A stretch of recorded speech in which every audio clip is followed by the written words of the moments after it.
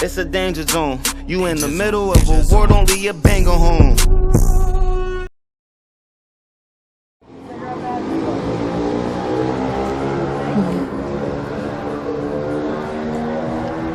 Kind of bright. Hey, good morning. Good morning. What's your name? Taylor. Taylor? Yeah. How old are you, Taylor? I'm 22. 22 years old? Yeah. Okay, where you from? North Carolina. North Carolina? Yeah. How long you been out here in Philadelphia? I want to say going on like 6 months. Okay, Taylor, so you're 22 years old, you're from North Carolina, you out here in Philadelphia. What brought you out here? My boyfriend. Okay, how did you meet your boyfriend? About a year and a half ago now, I came out here with an ex-boyfriend of mine who tried to kill me in a hotel room. He's out here on a work trip, and he ended up getting arrested for attempted murder, and I was stranded in Media, PA, and I was on Meet Me, just going on live chats and stuff, and my boyfriend ended up coming into my chat room, and we ended up talking. He ended up picking me up from the hotel because I was basically not allowed to be there because it wasn't my work. Right. And so when I got kicked out, I had no money to get home, so I was basically just stranded in Media. And then my boyfriend came and picked me up, and I've just been with him ever since, really. Been with him ever since, all right. Yeah. Is he from Philadelphia? He's from here, yeah, but we went to Florida for a while. So. Okay. Rehab in Florida? No. Okay. No, that was in Virginia. Oh, that was in Virginia? Yeah. Oh, so you've been to rehab before, right? Yeah, I've been to rehab. I ended up going to Florida about 2 months after the accident with my ex. Well, what happened occurred with him in the hotel. Yeah. So me and my boyfriend ended up moving out of his cousin's house, going to Florida because that's where we were going to live. And then after that happened, I ended up dying with this chick that was a friend of ours, and she had just gotten out of rehab. She came, she wanted to party, so I ended up going and doing drugs with some stranger online because I wanted to kind of ditch my boyfriend at the time. We were fighting, and she wanted to get high, and I wanted to get high, so we go to some stranger's house to get high. And then he wanted to have a threesome with me and her, and we weren't there for that. So he ended up stranding us at 12 o'clock at night at a broken down gas station, an hour and a half away from where we needed to be in Port St. Lucie. And we were pretty much stranded there too. She had no phone. I was the only one with the phone. So I texted my mom. I called everybody I knew that could possibly help us get a ride back to the hotel that was in Port St. Lucie. And nobody came through, so a stranger ended up coming into the gas station around 1 o'clock in the morning and offered us a ride back. We saw a car seat in his back seat, so we were thinking, okay, cool, this dude's a father, he's not going to hurt us. So we get into his car, the dude starts driving the opposite direction, didn't even ask for the address. He ends up taking us to a hotel about 20 minutes away. So anyways, he takes us to a hotel.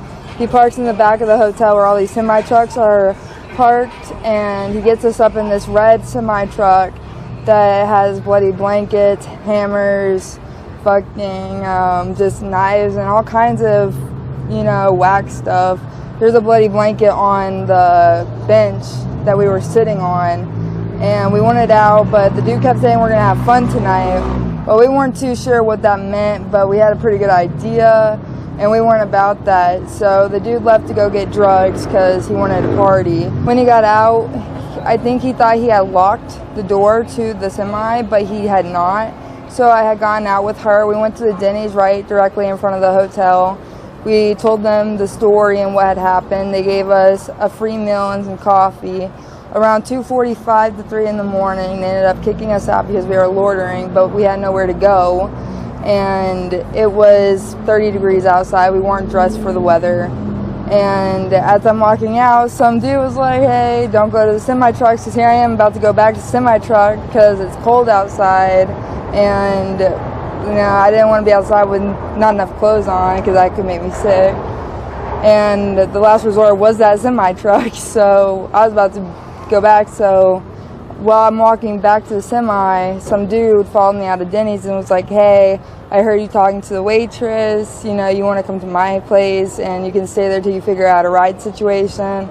I was like, okay, sure. So he goes in, he's like, I'm going to flip this bill and then we're going to leave. So about 20 minutes later, he comes outside and he's like, okay, this is what's really up. My name's Travis. I just got out of jail and, you know, I don't have a place that you guys can chill, but we can go behind the hotel and we can smoke some weed. Do you smoke weed? And I'm like, okay, sure, whatever. You know, we have nothing better to do.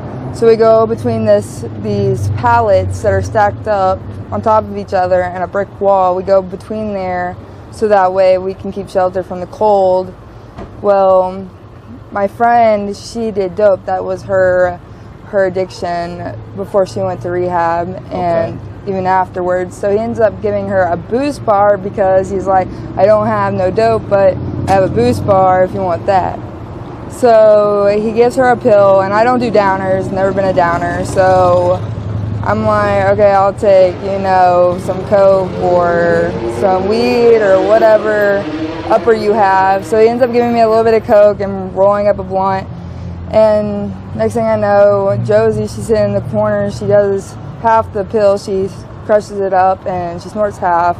And she's just in the corner and she's rocking back and forth like she's like, I'm there, I'm there. Dude says, yo, is she okay? I'm like, I don't know. She says she's there. I mean, I guess that's, you know, she's there.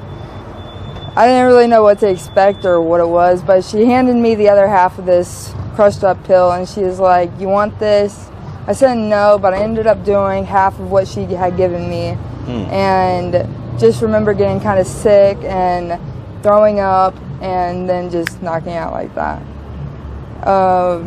I woke up now this took place between about 3 in the morning and 7 o'clock in the morning.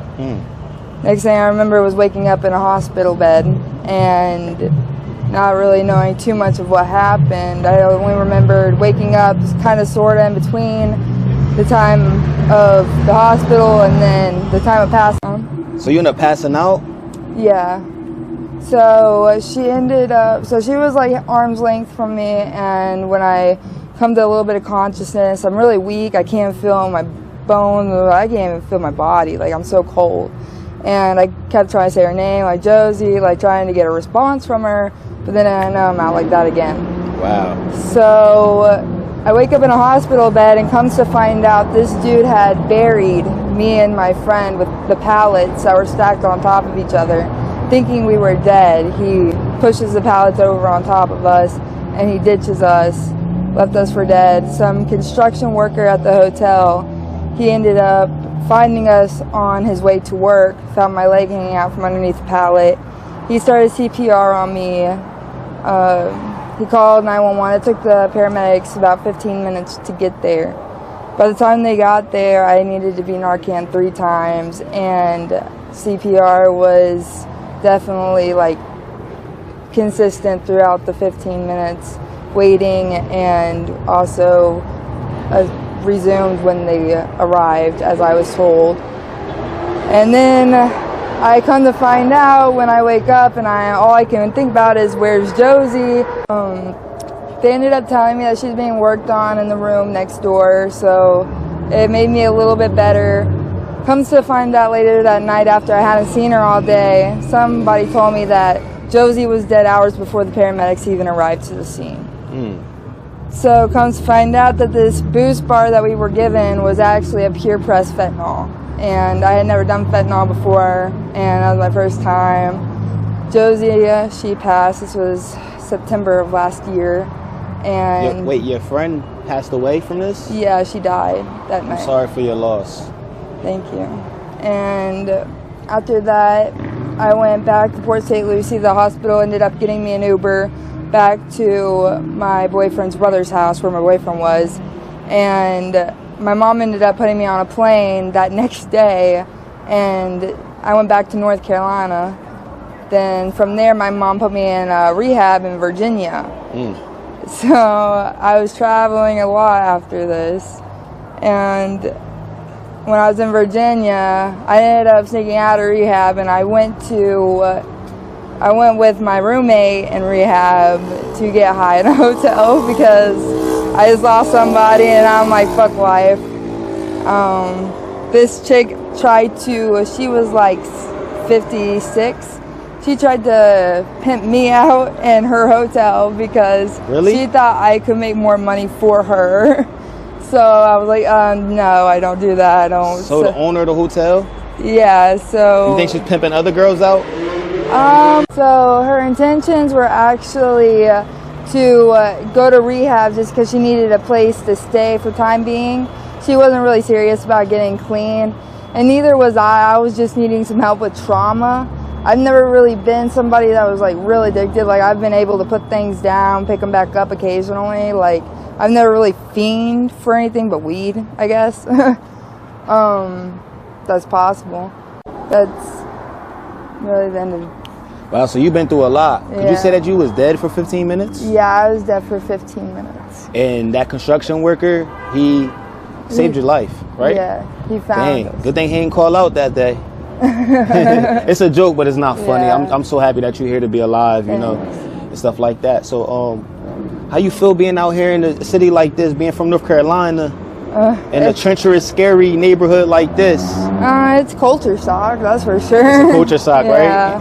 Honestly, I was adopted by a military family, so this is really sad for me because I've always been a very like Southern hospitality that I have doesn't really mean anything here. Right. And for me, I'm a giving person, not a taking. So it hurts me to know that I see so many broken people and I can't fix them. Okay.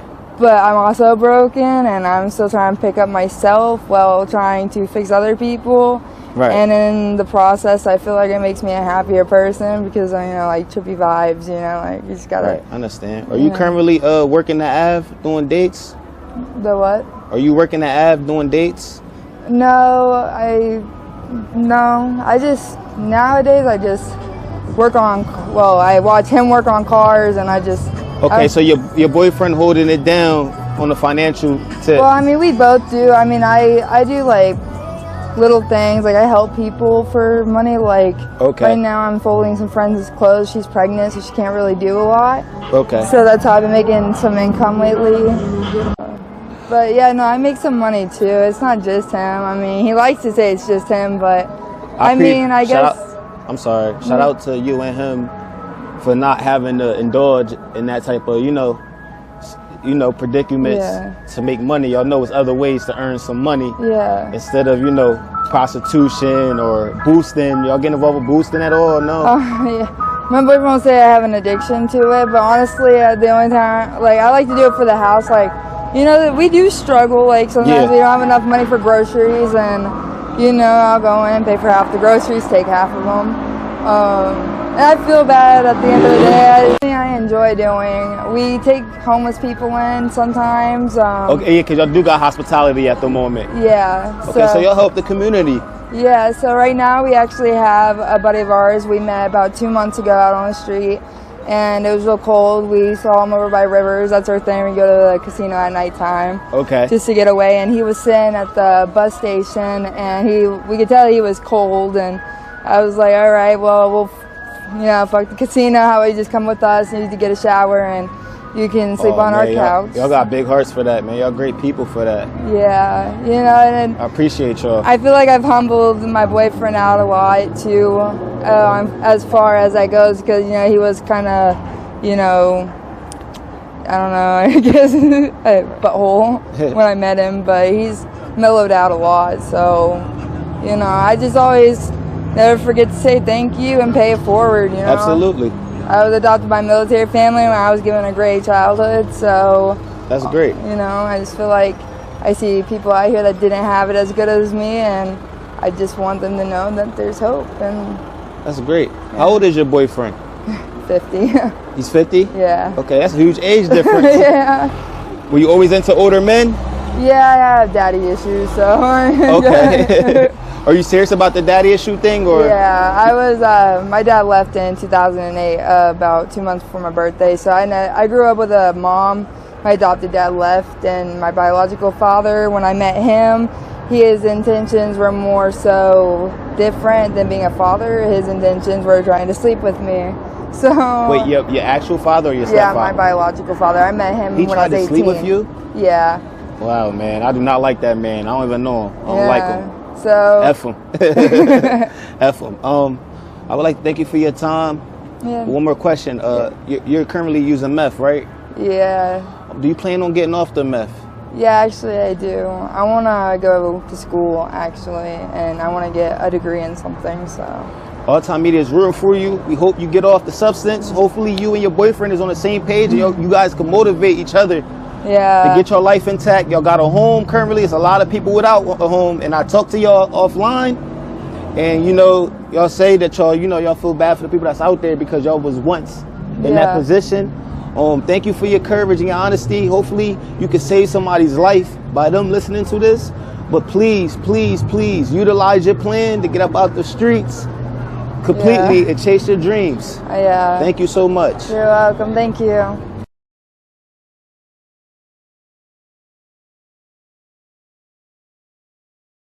Join All Time Media's Patreon for exclusive content and behind the scenes content and face-to-face live video chat.